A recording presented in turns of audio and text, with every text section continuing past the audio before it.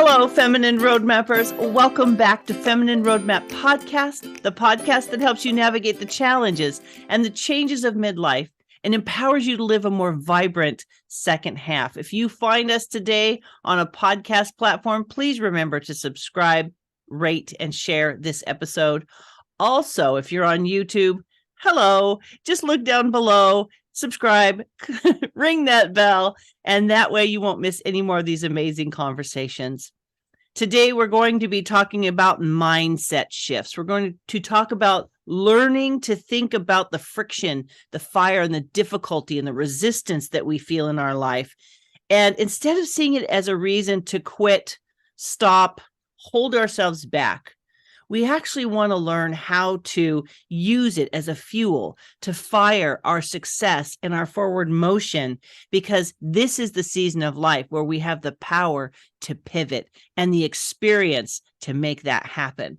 So friends, today I'm going to be speaking with Elisa A. Schmitz.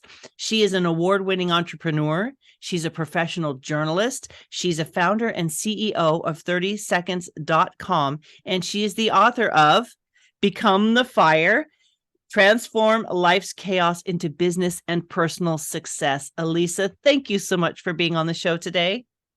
Thank you, Gina. That was a lovely introduction. Thank you so much for having me today. It is my pleasure, and I am excited to dig into your passion and your focus. What is it that led you to this Become the Fire in this 30 seconds? Tell us a little bit about that. Thank you. It's kind of a culmination of my career journey. I started, I don't want to date myself, but I will.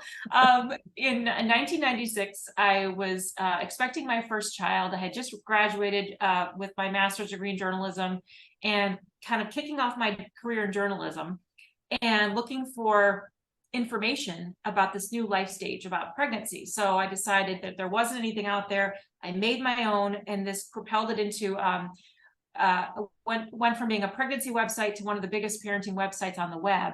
And I ended up selling that company to Disney. And while I worked at Disney for a couple of years, it started, I started to notice the evolution of mobile and the proliferation of our smartphones and, being addicted to our devices. And I thought, gosh, we're going to need to, address the new frontier of media. And I thought about sort of, time and how when you're on your phone, everything has to be sort of quick and credible and to the point. And so I thought if I could solve this kind of problem of great information quickly, then that would be my next business endeavor. So I launched at the first edition, kind of rendition of the website, which was called 30 Second Mom. And it was all about providing quick tips to moms on the go on their mobile devices. It evolved from that into 30seconds.com, which is basically a digital lifestyle media platform that not only shares great information for moms, but also great health information and food. Food has really taken off, especially since the pandemic and people being home more and cooking and all of that. So it's really, that it's all about, for me, providing inspiration, providing a sense of community, and a place where you go to inspire and be inspired. So, and we like to do all of that in 30 seconds. So that's why the site is called 30seconds.com. And so running that now for a few years, you get to this point where you realize you've achieved some level of success, and then now you want to share that sort of journey with others. And it came to a head for me when I'm a part of a mentoring organization through my alma mater, Northwestern University. And I was, mentoring some students and young alumni at an event, and I got this great question asked of me, which after I told my story that I just told you, it was, the first question was, well, how did you do it? And I was sort of taken aback by that question, like, gosh, how do I whip out an answer, quickly and give someone an answer to that? And it was really very difficult for me. I went ahead and did what I could in the moment, talked about, having vision and having grit and having resilience and all of these things, hard work. But I realized that I was going to have to really think about that in order to provide a good answer. And then I also wanted to not only share my story, but the stories of other women who had also sort of achieved some success, women from different walks of life. And so it ended up that I interviewed 10 other women, and through interviewing them, found common themes. And that, going through these fires, I call, this chaos, this friction, adversity, experiences that make you feel like you were knocked down, and what did you learn from it? And I started to think about it as fire, and how fire can either burn you or it can forge you. And so that mindset shift, of being I'm being burned by the fire, to the fire is making me stronger, because every time I go through fire, I learn something and I come out stronger. So that's where this title of Become the Fire, and transforming your chaos into success, that's where it came from. And that's what the book is all about. So it's delivering basically 10 lessons learned in my own life and in the lives of these other women, and then sharing that with our readers so that they can hopefully, learn from our mistakes and learn from the things that helped us get where we are. That's fantastic. I think it's helpful to understand that there will be fire, and there will be friction, and there will be resistance in life. And it's easy to want that to not be true, or for my personality, to go after the thing, conquer the thing, move on, right? To overcome it, handle it, put it in a neat little box. And I think that can be disempowering sometimes, because if I expect the ease without being willing to live in the fire a little bit and allow it to refine me, it can frustrate us. So I'd like to talk a little bit about how we shift, like, we're tired of the fire. We don't want the fire. It's the same fire we've been in 40 times, whatever it is. And learning to dance a little bit with it instead of sitting it out or wanting to ignore it, or whatever it is our coping skills are. And I realize 100% of the time, it's hard to be on point 100% of the time. But how do we shift, Elisa, toward a mindset that's going to begin to allow us to be refined by the fire instead of defined by it, Yeah, well, that's a great way to think about it, not letting it define you. It's certainly part of your experience. And I think what I tried to do was not welcome the fire, but, understand it was there for a reason. I had to overcome it or I would die, right? You'd either die or you'd end up in your, not getting out of bed in the morning or whatever. And I certainly didn't want to live my life like that. So I talk about early situations in my life. I lived in a war zone in Beirut, Lebanon. I was bullied at school. My parents were constantly fighting. Like, there was always sort of stuff that could make you feel, like I said, I don't want to get out of bed in the morning, or I'm going to go hide, or I'm not going to, I'm not going to do it because X is keeping me from doing it. And I think, you have to make a conscious decision that things like that, whether it's being bullied or, being around people who are fighting, or, being in a war zone, these are very difficult experiences, but what can you learn from the experience that will help you to be able to do, not only to survive, but to thrive. So from giving that kind of early experience in the war zone, what I took from that experience is situational awareness. And what that means is having this ability to notice and see what's going on around you, and allowing that to not only keep you safe, which it did for me many times, not only when I was in Beirut, but after, but allowing you to sort of notice problems and then create solutions.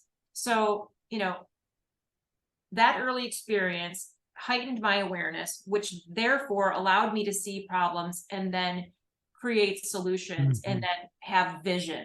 So situational awareness led to being visionary, which led to my being able to start the first company sell that company to Disney, work there, then start the second company, and then, write this book, having this kind of vision, this ability to see problems and then find solutions. That's what I've been doing basically my whole career. So that's just an example of how turning adversity, into something that, is opportunity, basically. The ability to see opportunity and then act on that opportunity. That's what's going to take you from, being burned by the fire to, sort of letting the fire fuel your success.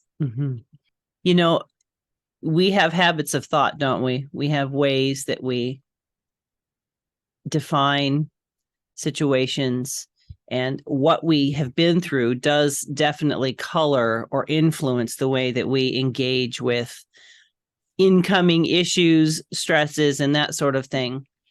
So, I'm listening to your story and I'm thinking the first thing you said was situational awareness. And when it comes to change in our lives, if we're not aware of something, it cannot be addressed or changed. We're at the mercy of whatever we're unaware of. And so it's true in a physical sense, as a woman, when you're in an environment outside of, some unknown environment. Right. So I love that idea of the awareness, because your story is woven with awareness. You're like, hey, I'm having a child. How come I can't find this information? I become aware of the lack, the missing link in your life at that moment, and creating that.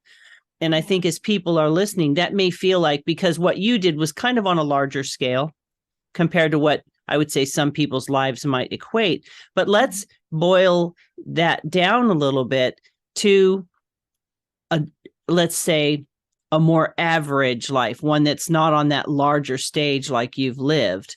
And let's talk about, awareness and those shifts that can be made, because midlife really is often a very, very fertile time for reinvention and pivoting and creating and sometimes doing something completely new, right? Yeah. So let's talk a little bit about that. Me too. It's exciting. It is, because, the first half of our life, for many of us, not everyone, of course, but, maybe we've spent a lot of time devoted to building our family and, spending a lot of time giving to others. And I know this is very true for me. You put yourself last, and you have so much to do, the juggle, right, of just, everything and everyone that you're taking care of. And now, I'm also with the kids and with my parents, and as they age, and helping them, so you just feel like you're just pulled in every direction. So midlife, I feel, we've sort of gotten our kids hopefully to a good place, right? And so you can, really look at your own life through fresh eyes and say, what have I always wanted to do, but I've thought, God, I can't, because I got this, the kids, and the, everything else, the house, all these things that I have to do. And so, or maybe you just, didn't, the funds weren't there, so you thought it was too risky or what have you. And so you've just been, back burnering all of these things. And so I feel like this is a wonderful time to take a calculated risk, do that thing that you've always wanted to do, or take a step in the direction. I talk a lot about, just taking a step, whether it's a big step or a small step, just take a step, an action, so that you can put forward some momentum.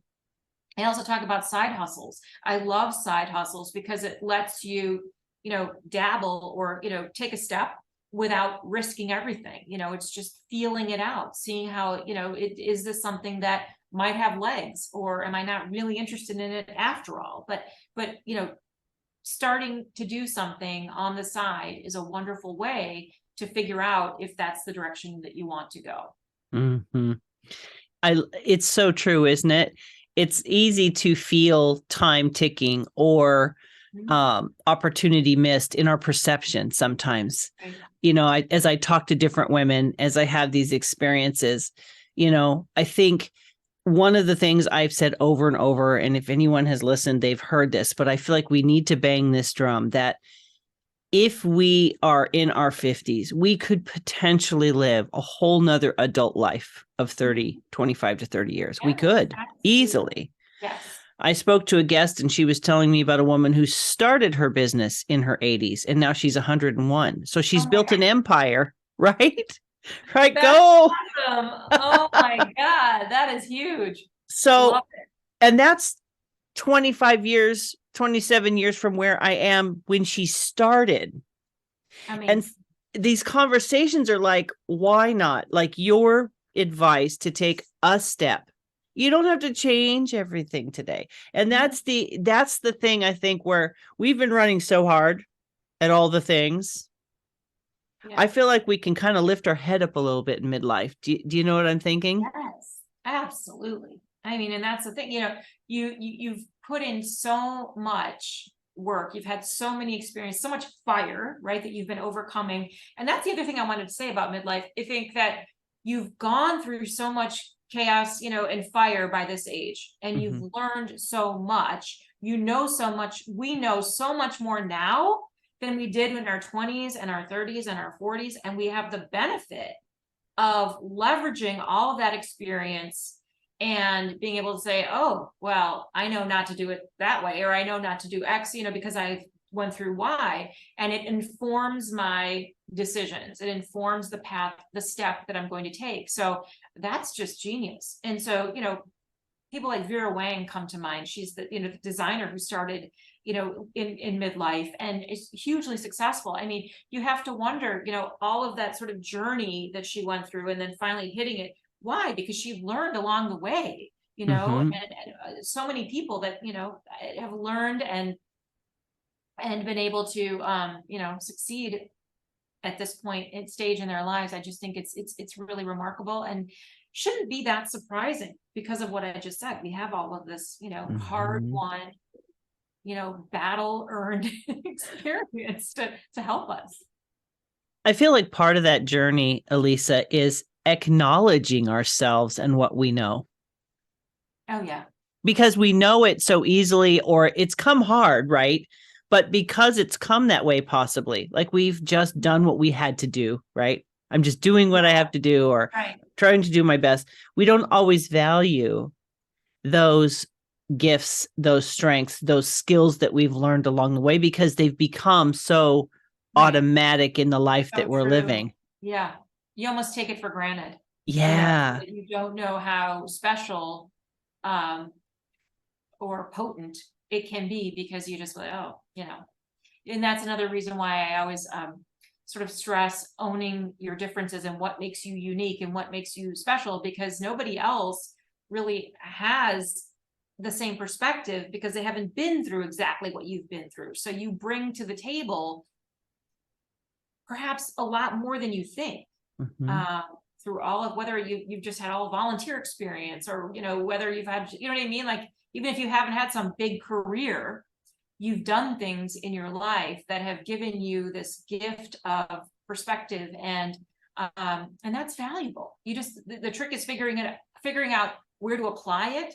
And when you're trying to figure that out, I always, my advice is, go to what lights you up. What is your passion? What makes you want to jump out of bed in the morning and do it? Like that's what, because when you pursue that, that's when you achieve the most success. That idea of finding what lights you up, and you talked about a side hustle. I think experimenting with things and maybe not, like I was saying earlier, I'm a hunter-gatherer as a personality. I like to go after it, get it done. And I do procrastinate, but then I frustrate myself, and then I'll be like, that's it. I'm going to do the thing, whatever it is. Right. Yeah. And I think if we can remove those expectations of a specific outcome and really kind of almost treat it like I'm going on a journey where I'm going to see new sights and I'm going to experience new things. And I don't know what those things are, but getting excited about the possibilities of what it could look like. Like you talked earlier about vision. I think that's another really important piece. You have that awareness so that you can address whatever it is and deal with it. But then there's the vision to say, what could I do? What would I love to do? And holding a space for possibility without necessarily feeling like I'm a failure if I don't take action on all of it, right? But just really being open Right. to it.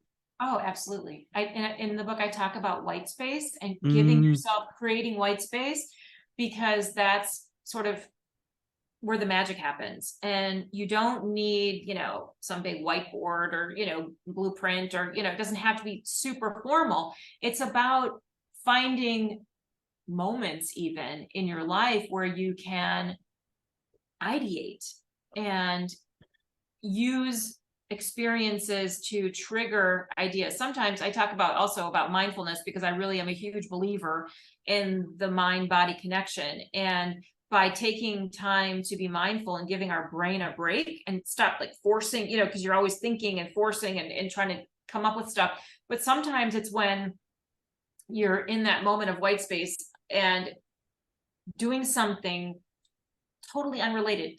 Working in my garden is a great example. I'm in my garden, I'm working in the dirt, and, just totally focusing in on this plant. And then I'll find that, oh, wait a second.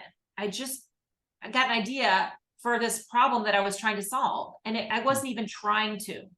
So my point is that sometimes you just need to detach and give yourself something different. Take a walk, whatever it is that you do that lets you disengage mhm. from the craziness, right? The fire of life.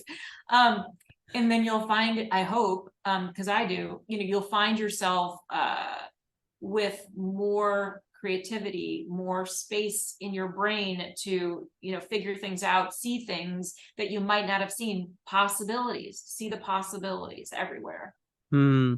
That's such great advice, Elisa. Making space in your life to allow flow of thought or not thought, right? Because Yes. for me, jigsaw puzzles, when I do Yes. jigsaw puzzles, there's something about doing puzzles that helps me untangle. That's the Yeah. way I describe it. So if I sit and do a puzzle and I'm focusing very hard on the color, I'm focusing on the shape.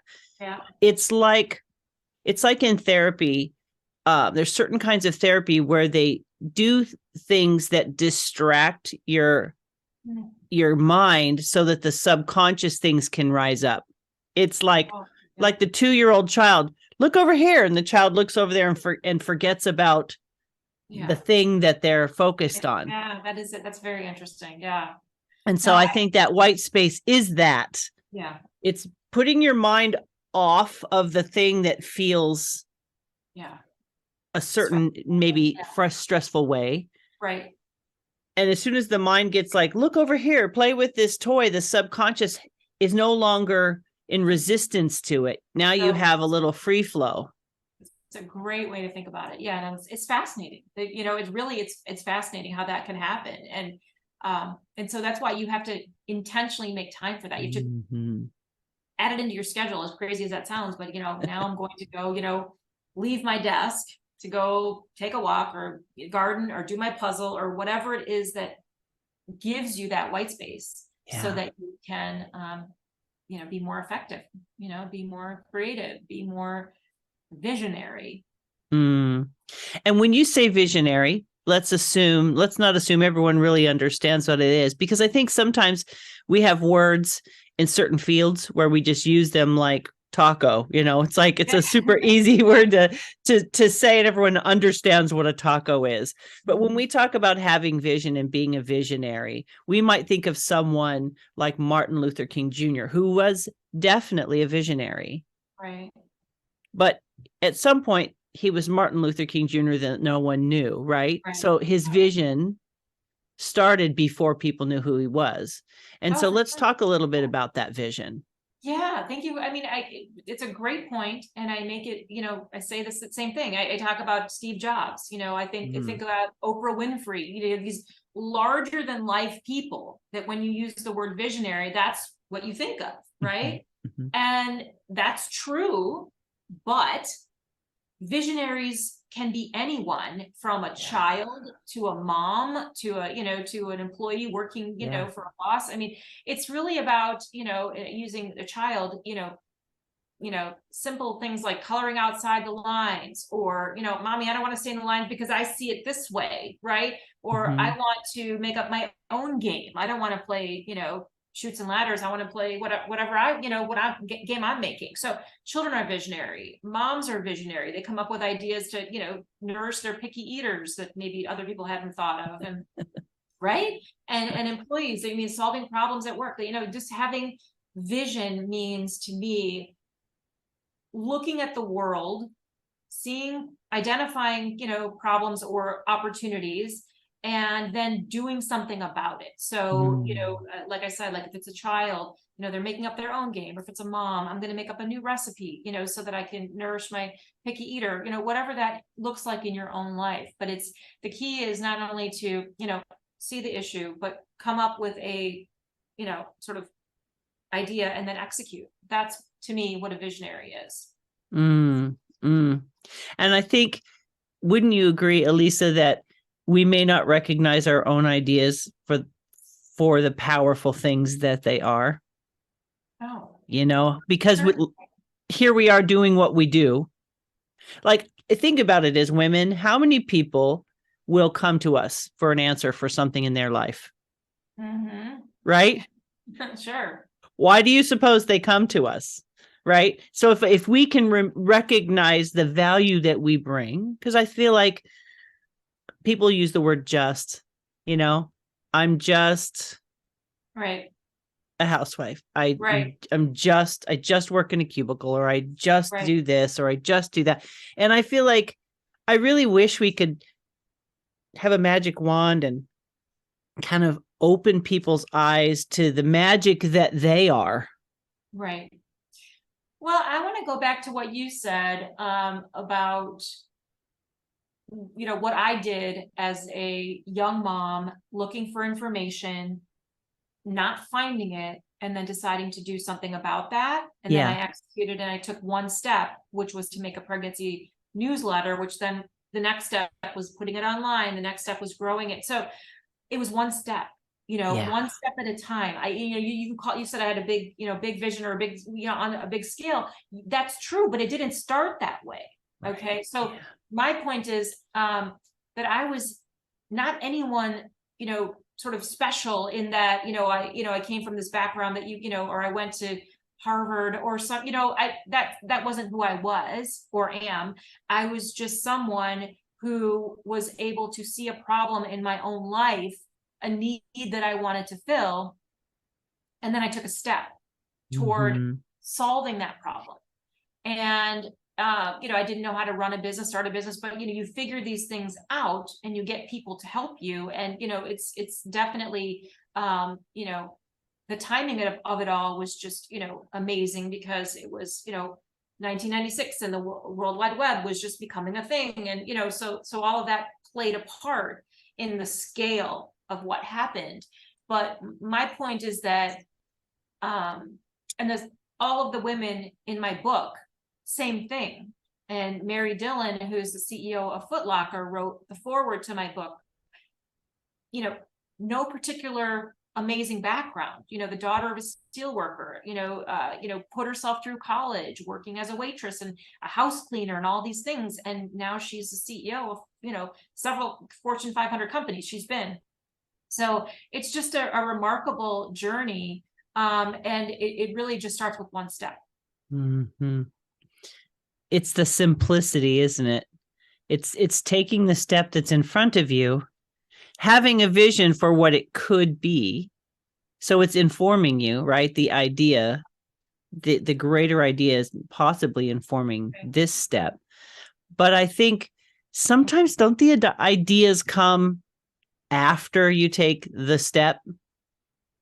How we rarely see the whole staircase. Yeah, that's how they grow. You take the first step, and then based on information, feedback from the world, on that first step, that informs the next step, and then the next one. And I guess one tip, if you will, that I would give, if you're thinking about doing this, anything, taking a step toward anything, is preparation and research. That's one thing that I did that helped enormously. You can't just go off and do something without really understanding the market that you're trying to go into. So what that looked like in my life, or in my example, was, okay, I want a pregnancy magazine. Great. Does anyone else? Like, so what if you want it and no one else does, like, then that's not really a business, right? So my first step in was to figure out, does something like this exist? And if not, does anyone else want it? Or is it just me? So I went out and asked everybody that I knew in the pregnancy sort of professional space, my OB, my midwife, the childbirth educators, the baby boutique salespeople, and like, is there any pregnancy magazine, and where can I find this kind of information? And then, I asked all of my friends who had been pregnant, anybody that I knew in this pregnancy world, right? So that was sort of step one. And then when I realized there really isn't something out there like this, then my step two was to ask other pregnant women, would you want something like this, or is it just me? So I designed a survey and I handed it out to, pregnant women wherever I was. And I got about 100 surveys filled out before I knew it. And, I think 98 out of 100 said, yeah, I want that information. And so that was my sort of assessment of, is this an opportunity or not? And so when I got that data back, I was like, holy cow, other pregnant women want this information too. And that gave me sort of the knowledge and the confidence to be able to take the next step. We talked about that was my first step. What was the next step? So that informed my next step. So it's building blocks until you get where you want to go. But again, no particular, background that would have said, that's the, make total sense, she's going to knock it out of the park. You just don't know, right? And you know what? I think sometimes the things that we do, they may not end up on a large stage like that, a large platform like that. Right. So I think there's something to valuing what our experience is, because maybe some people would be afraid to make a big pivot because they don't know what to expect. And it's so easy when you've lived a life a certain way, and our outcomes are fairly predictable at this point, right? We don't control everything, but we have a predictability to our life when we reach midlife. And I think this pivot that you're talking about is really powerful. Let's talk a little bit about your book and that transformational journey. Yeah. I just want to, you mentioned about the pivots. I feel like, especially now, given everything we've been through the last 3 years, and there's this sort of, so much has gone on in, the workforce, quiet quitting and the Great Resignation, and all of these things are really, opening up opportunities for women at this stage of our lives. We have choices that we may not have had even just a few years ago, where we can do things, home-based much more easily now than ever before, and start things. I think, women are huge drivers of new business starts in the United States. And, or even just writing a book, sharing your story is so impactful. And by the way, having gone through this now with the book, I would encourage anyone who ever wanted to share their story or write a story, even if it's not their own, to do so, because it is such a wonderfully difficult process, but it's so cathartic. And it, trying to write something with the purpose of helping other people, which is what I did, it's super hard.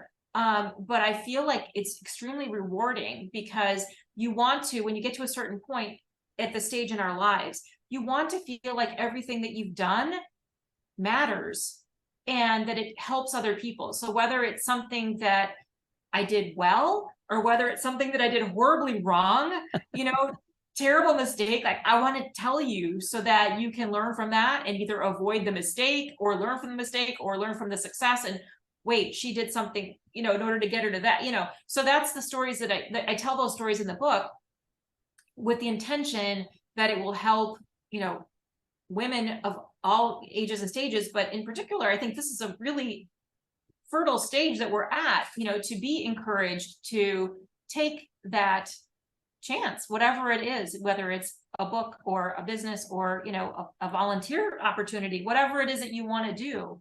I hope that this will give you that sort of courage, to do it. Courage. Courage and curiosity, I think, are two big pieces of the journey. Would you agree?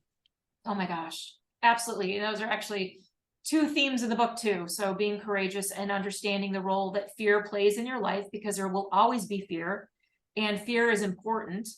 So I never discount it. I take it as an indicator.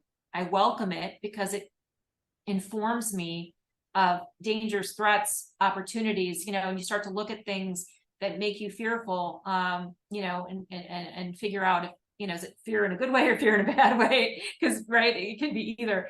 But yes, so courage is understanding and feeling that fear, and then weighing the risk versus a reward, and then doing it, understanding that, there is risk, but you're going to do it anyway, because you value what's on the other side of that fear more than the fear hinders you, if that makes sense. That's how I define courage. And then you mentioned curiosity, which is everything. Curiosity drove me, throughout my career, in starting, right, because I wanted that pregnancy information. So that curiosity drove me to start that business. And the same thing, when I was at Disney and when I was starting 30 Seconds, it's all about answering questions, providing information, learning something new that you didn't know yesterday. Every day I want to be learning. And every day, 30 Seconds is a great example. Every day I log onto the site and I learn something new, and that's pretty cool as we age. And, my mother, God bless her, she has Alzheimer's. And so it's, you want to always be learning. You want to always be using your brain. You want to always be, nourishing and sparking something. And so that is huge reminder to me of the importance of curiosity and just keeping ourselves physically and mentally active. And we're so young at this age. Our 50s are really just the second adult life. That's what I keep thinking of it as.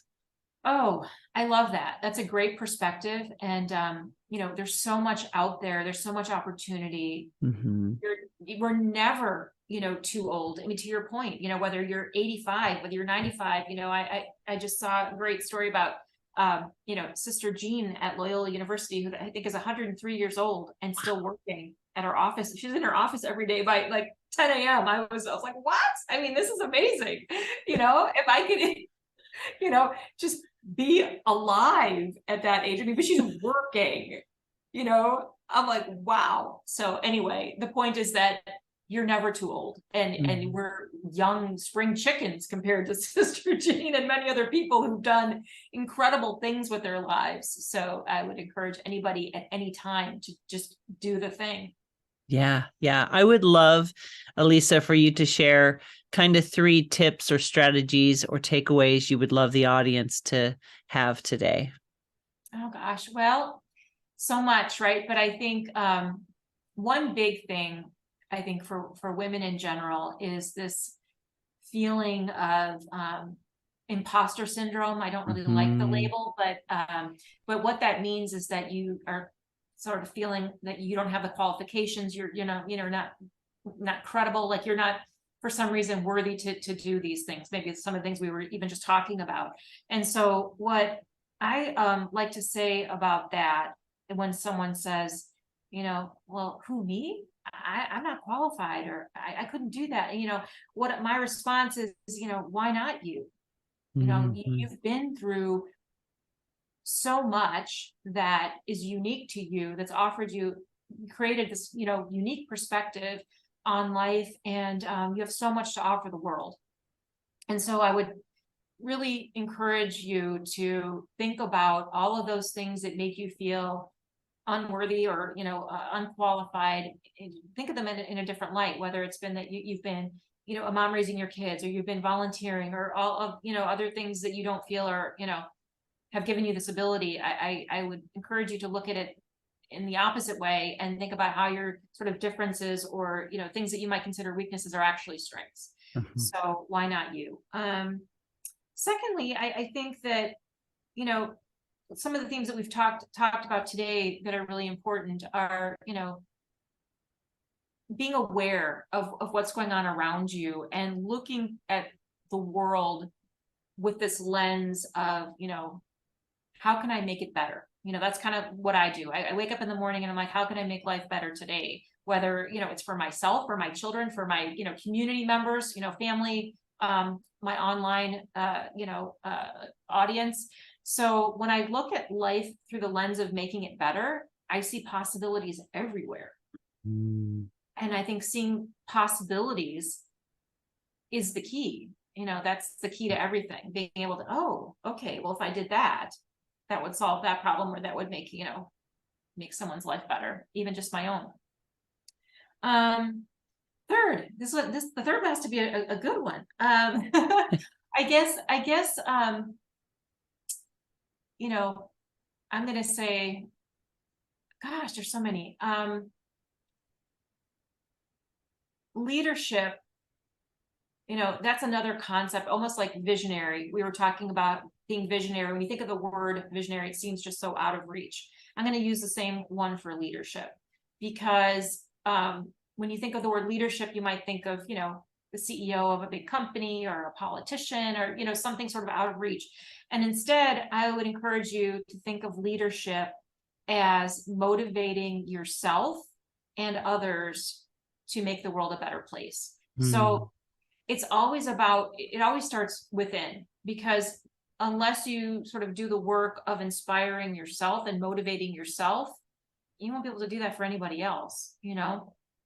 So, you know, sort of looking within and, you know, again, thinking about ways, and for me, this is like a practice that I do every day, whether it's my mindfulness, my meditation, you know, my journaling, huge thing. I feel that every time that I have, whether it's an idea or a thought that I don't want to lose, you know, I'm writing these things down because they, gratitude, you know, sort of a moment, you know, them having something that I feel grateful for, and writing that down, because it sort of serves as not only a record of my ideas and thoughts, but it also is a creative outlet. We talked about white space. This is a way that I create white space in my life. And I can't tell you how many times my journaling has led to something great. Even some of my journal entries have ended up in my book, you know, so that's, I guess that's another sort of, I'll leave you with that one. But just to really encourage everyone to find white space, however that looks for them, but in particular to write it down. Thank you for those wonderful tips. How can people get in touch with you and what you do, Elisa? I think the best way would be through my author website, which is elisaschmitz.com, or the book website, which is becomethefire.com. And lastly, 30seconds.com. So those are my three best ways to reach me. So please reach out, stay connected. Now, real quick, 30seconds.com. We talked about so many wonderful things. Give us a elevator speech what 30seconds.com is and does. 30seconds.com is a digital lifestyle media platform that makes life better in 30 seconds. We make the world a happier, healthier, and more delicious place 30 seconds at a time. Awesome. Well, Elisa, I want to thank you so much for coming on the show today and sharing your wisdom, your experience, for leading us to your point with the life you've chosen to live, the way you've chosen to show up in the world, the courageous action that you've taken at different seasons of your life that have brought you to this place where you are a wealth of information and that you are doing things that will impact other people so that the world is a better place. So I want to thank you for walking the walk. You're not just talking the talk, and showing up for the powerful person that you are. What a blessing you are, and what you've done is amazing. So thank you so much. Thank you, Gina. And thank you for what you do to spread this important information so that everyone that you touch, you know, can be inspired by you and those on your program. Thank you so much for having me. It is completely my pleasure. Friends, today I've been talking to Elisa Schmitz. And if you are on a podcast platform, why don't you head on over to www.feminineroadmap.com/episode 329. I will have show notes there. If you are on YouTube, just look down below. I will have links there for you to get to Elisa's websites, her book, and everything else. Friends, today you have gotten this message in your life, in your ears, in your heart for a purpose, because you have something amazing left to do. You are amazing as you are, and we are just inviting you into this next step of your journey to bring that muchness, that beauty, that fire, that vibrancy. If you're a quiet person, that calm, that peace, that stability, whatever your personality is, whatever your life experience has been up until this point, you have something more to do and be, and it's okay to take that step. It's time to consider, leave that white space for what does that look like for you? Because the better we are individually, and the more we grow, then we are like a ripple in a lake. It does go out and impact other people. So you don't even have to worry about that impact becoming the next Oprah Winfrey or the next Steve Jobs. Just drop your pebble into the water of life by taking that next best step for you. And let's see where it takes us, because midlife, my friends, is the grandest adventure we've been on yet. So thank you so much for being with us today. I look forward to sharing more inspirational people, tips, and strategies with you in the weeks to come. Take care, my friends. Bye-bye.